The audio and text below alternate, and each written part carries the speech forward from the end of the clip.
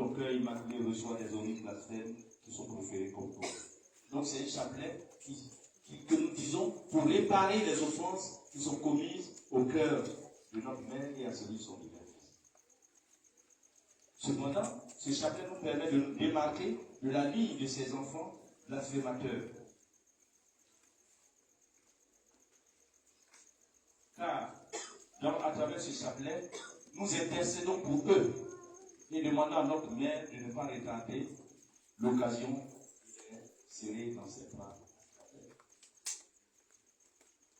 Par ce chapelet, notre acte de réparation va également à l'endroit de notre Seigneur, je l'ai dit, le Fils bien-aimé de notre Seigneur, et qui est si profondément offensé par les insultes qui sont réservées à sa mère. Par cette prière enfin que nous lui adressons, nous venons consoler son cœur de mère offensé, ainsi que le cœur de son fils. Donc en fait, la vertu essentielle de ce chapelet, c'est un chapelet de remerciement pour intercéder pour ceux qui ne reconnaissent pas vraiment, qui blasphèment contre elle, et la prier de leur ouvrir quand même ses bras pour ne pas les rejeter. Quant au chapelet de la flamme d'amour, quand nous comprenons bien que par la démarche de prière que nous faisons à travers le chapelet de l'éloge à Marie, nous voulons réparer et consoler les offenses faites au cœur immaculé de notre Sainte Mère, ainsi que celles qu'on communément faites au Sacré-Cœur de Jésus. Après l'intercession auprès de Marie que nous faisons en faveur des blasphémateurs, il est immédiat pour nous de chercher à nous prévenir de telles dérives blasphématoires. Vous voyez donc, nous disons, maman, accueille-les, aie pitié d'eux. Mais en même temps, nous sommes capables de dériver et devenir comme eux. Et donc le chapelet de la flamme d'amour s'inscrit dans cette précaution. Nous faisons le chapelet de la flamme d'amour pour demander à maman de nous prendre sous ses bras maternels, de permettre que ses bras soient comme un refuge pour nous. C'est pour ça que quand nous prions, nous disons, notre mère, nous nous réfugions dans ses bras, dans le cœur immaculé et douloureux de notre mère, et nous l'invoquons avec foi en disant, notre mère, sauve-nous par la flamme d'amour de ton cœur immaculé. C'est ce que nous répétons sur tous les plans. Vous voyez donc, nous nous réfugions en elle, dans son cœur immaculé, à travers le chapelet de la flamme d'amour. Et nous concluons cette prière en étendant notre charité à l'humanité entière à travers cette magnifique invocation par laquelle nous concluons. Nous disons, notre Père, submerge de grâce l'humanité entière par l'action de la flamme d'amour, maintenant et à l'heure de notre mort. Donc vous voyez que c'est une démarche cohérente. Par le chapelet de Marie-Mère de la Charité chrétienne, nous demandons les grâces que notre cœur désire et nous reconnaissons sa présence au milieu de nous. Ensuite, nous nous tournons avec elle, vers elle, par le chapelet de l'éloge pour nous inscrire dans le cœur, dans le groupe de ceux qui font réparation de ce cœur qui est offensé, ainsi que dans le cœur de son Fils. Et en même temps, nous intercédons pour ceux qui n'ont pas encore compris qu'elle est la mère du ciel et de la terre et qu'elle mérite respect, qu'elle mérite amour. Mais en même temps, nous avons peur, nous-mêmes, de nous retrouver dans le groupe de ces blasphémateurs. Alors le chapelet de la flamme d'amour nous aide à nous en prévenir, en nous réfugiant, en nous permettant de nous réfugier sous les ailes de notre mère.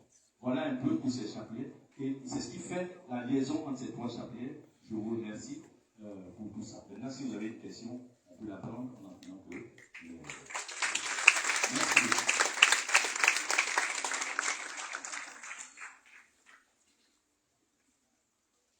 Voilà. Je prends une question en passant.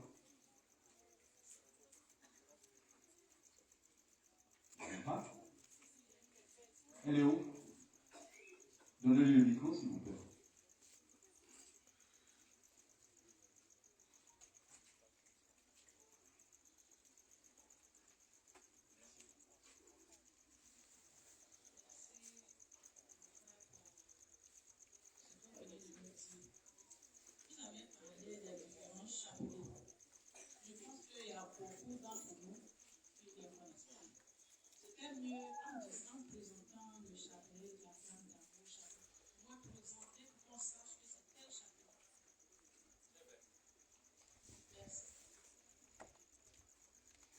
Le chapelet de la flamme d'amour se fait sur le chapelet ordinaire.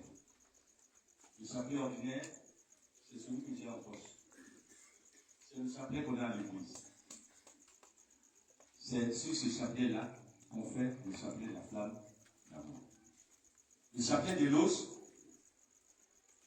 sur ce chapelet-là aussi. Le chapelet ordinaire. Le chapelet de Marie-Mère de la Charité chrétienne, quand vous le voyez, vous avez l'impression qu'il est différent. Mais en réalité, c'est le même chapelet. La seule différence, c'est que sur chaque petit grain, on dit un Notre Père et un Je te salue Marie.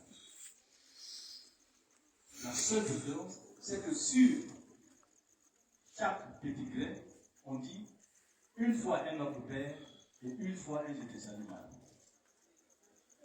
Donc voilà, c'est ça. C'est de ça qu'il s'agit. Donc, nous, pour ne pas nous tromper, c'est progressivement qu'on est arrivé à cette formule de chapelet. Parce que quand on nous l'a demandé, on essayait de le faire avec le chapelet ordinaire. Mais pour ne pas nous tromper, on a différencié les grains du Notre Père des grains de Je te salue Marie. Mais c'est les deux grains qui font un dans le chapelet ordinaire. Est-ce que je me suis bien exprimé? Comment vous avez compris? Voilà. Maintenant, tout le reste, c'est le texte du chapelet. Le texte, évidemment, du chapelet de l'auge, qui fait le texte du chapelet de la flamme d'amour. Voilà. Si c'est clair, merci. Et si cette question est importante, merci pour la question. Pas d'autres questions? Oui. On peut prendre une question. Alors, une autre question. Il nous laisse le temps de prendre une question.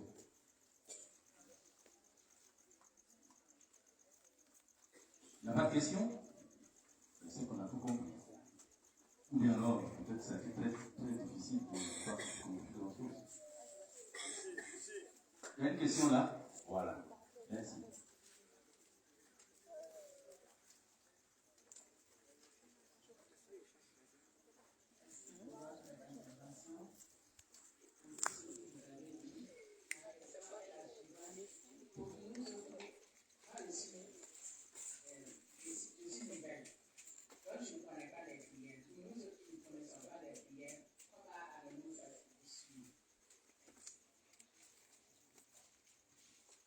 Il n'y a rien de plus simple. Notre mère nous a enseigné une chose. Vous devez vivre de la teneur de mes messages. Vous devez vivre de la teneur de mes messages. Et tous les messages de l'oratoire Marie-Mère de la Charité chrétienne, depuis le premier jour jusqu'à la fin, sont là, disponibles, consignés. Au début, c'est mon frère qui est derrière qui les notait. Et quand je suis venu, je lui ai dit, est-ce qu'il y a des messages? C'était dans un carton, il a pris la vie devant moi. On a tout organisé. Tout est ordonné. En tout cas, je voudrais qu'on lui dise merci parce que pour ce qu'il a vécu, c'était difficile. Il ne savait pas ce qui lui arrivait. Sa femme saignait de partout et les problèmes lui tombaient là-dessus. Mais il avait pris le temps de noter les messages. Même les plus petits, ce qui se passait dans la voiture, ce qui se passait à l'école, ce qui se passait dans la journée. Tout est noté. Ainsi, vous voyez bien que c'est en 2006, entre le 8 août et le 14 août, que nous avons reçu le message de Marie-Mère de la Charité, le chapelet de Marie-Mère de la Charité. C'est consigné.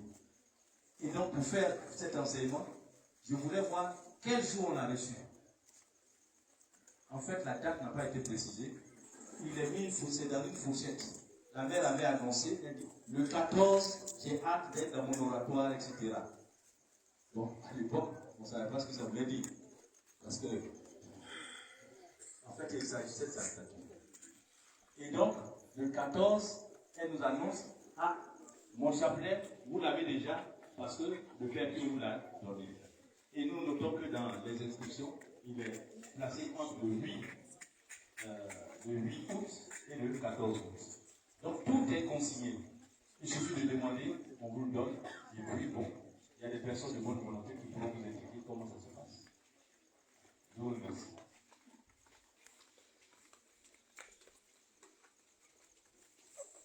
Bon, ce qui est tout dit quand même, c'est que nous allons devoir arrêter cette intervention.